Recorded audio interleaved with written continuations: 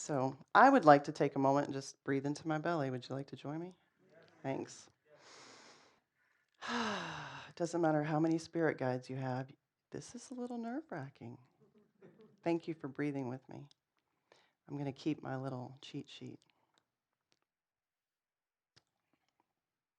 In 1999, I voluntarily checked myself into the psychiatric ward of a hospital. I shared with them some of the strange things that had happened throughout my life, and I told them very clearly, I think I'm crazy.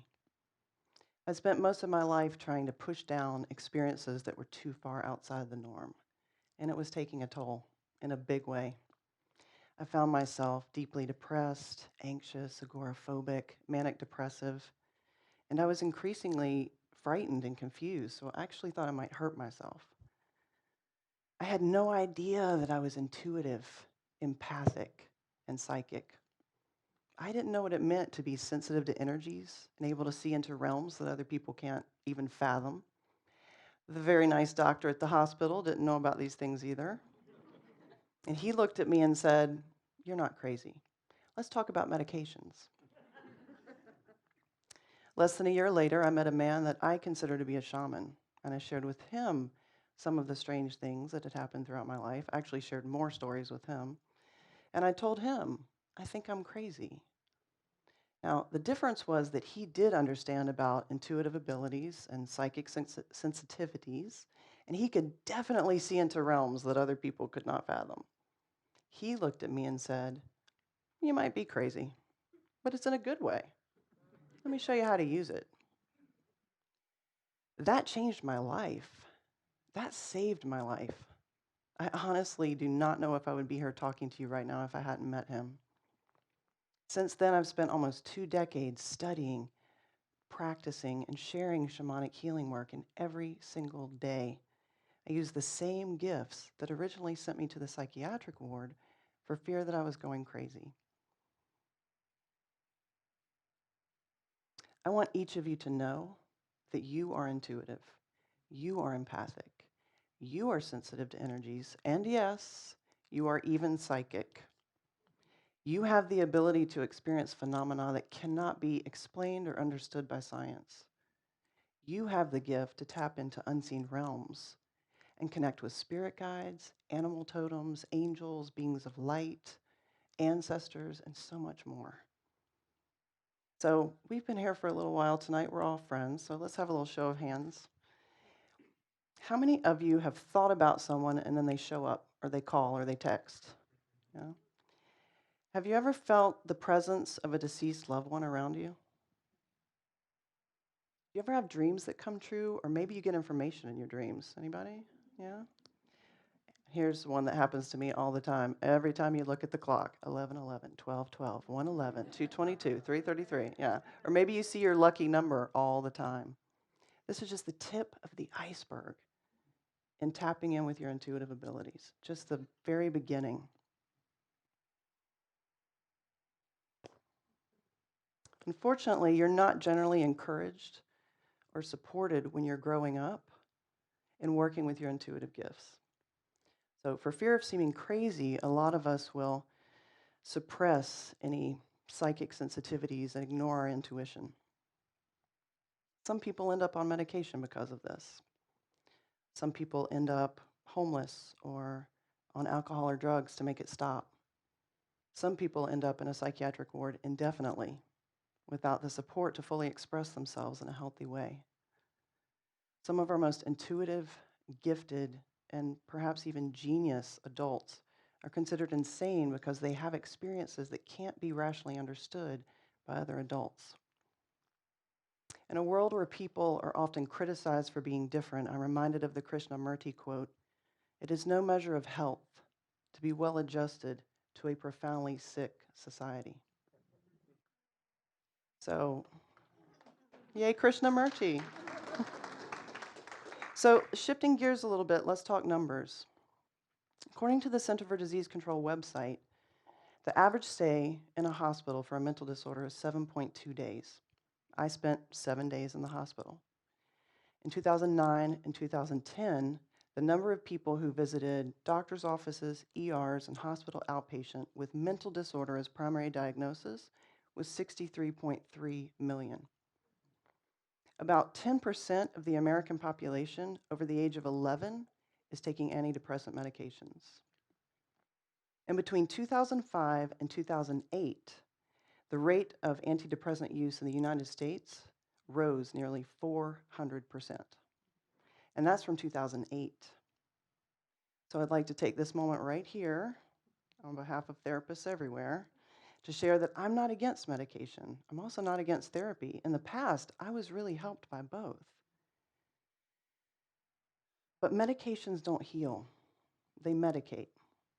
And if we want to shift these numbers, then we need to start looking at the whole spectrum of what's happening with someone when they seek support for a mental disorder. Because the truth is, my story is just another statistic in how we treat people who have experiences that are outside the norm, though mental disorders are now more the norm than ever before. Being willing to explore these crazy places without support can feel scary. We need that encouragement and support to step into those spaces.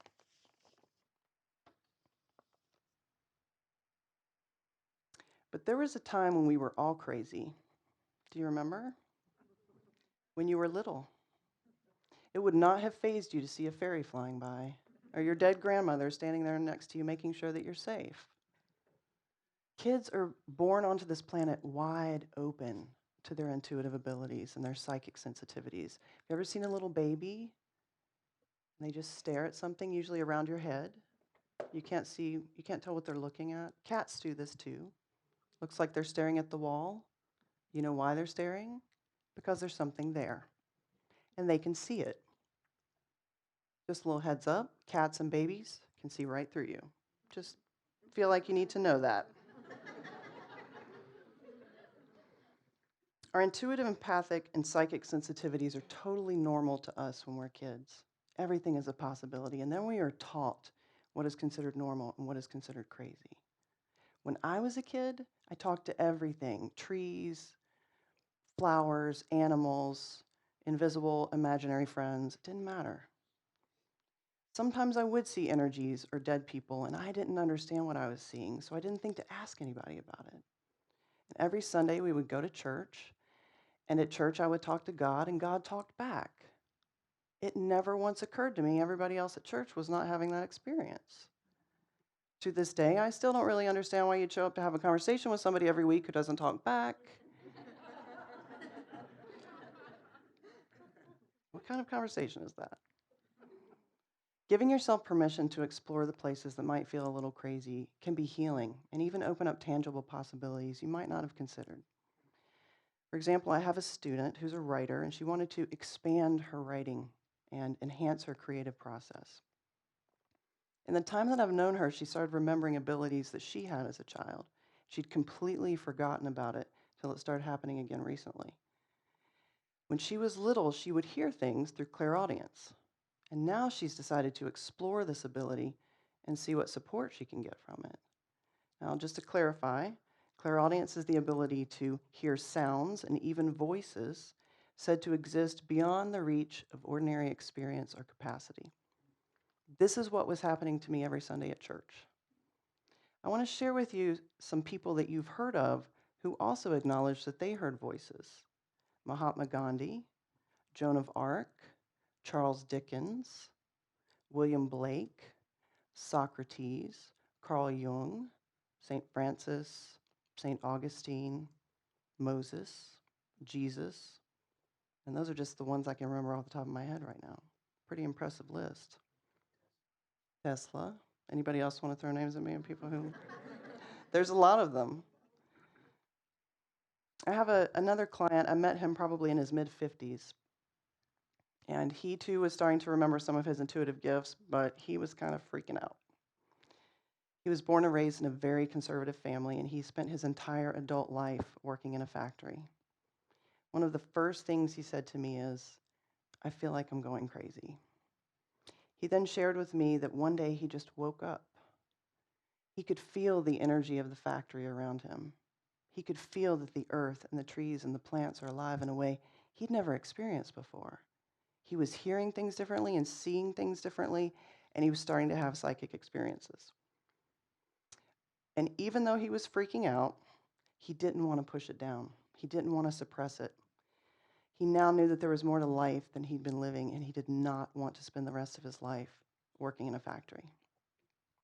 These people I'm telling you about are just normal, typical human beings. They've got day jobs and kids and soccer mom vans and all that good stuff. They're having the same day-to-day experiences that you're having, and when these seemingly crazy things started to come up, they found somebody who could support and help them work with it in their daily life. Since meeting them, the writer is now earning a living as a writer for the first time in her life. And the gentleman from the factory, he ended up leaving that job. He decided to study different healing modalities, and he now shares energetic healing work with other people. Completely transformed his life.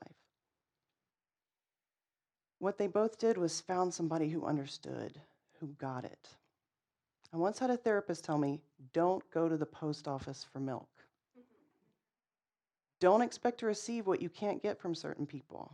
The pushback a lot of us get when we share these kinds of experiences is we tell somebody who doesn't get it, and they can't be of support.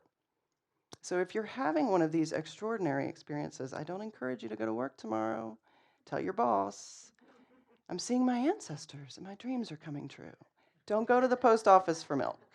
They don't have milk there. Find someone who gets it. Find someone who understands and can walk with you in this process. Find a therapist or a counselor who's open to mystical experiences. Find a shamanic practitioner who works in these realms. Or find a group of like-minded people who are having similar conversations so that you can share and learn. We're not generally taught how to work with psychic phenomena. In fact, some of us were taught that it was shameful or taboo to even experience psychic phenomena. At best, it's considered woo-woo, and at worst, an illness that needs to be fixed or removed. But in the shamanic view, mental illness can be seen as the birth of a healer, the birth of a messenger, someone who brings information back from the unseen realms, back from spirit world. In the shamanic view, mental illness is a spiritual crisis, not a sickness. Because crazy is perception, and it's predicated on the idea that there's only one reality. How are we to say that there's one reality when each of us has our own reality from which we perceive the world? And who's to say which reality is real and which reality is true? If your reality is so different from mine that you don't understand my reality, does that make me crazy? Does that make you crazy? No. It means that our subjective experiences are so different that we don't know how to explain them to each other. So the breakdown is in communication. That's why it's so important to talk to each other about our different realities and endeavor to understand.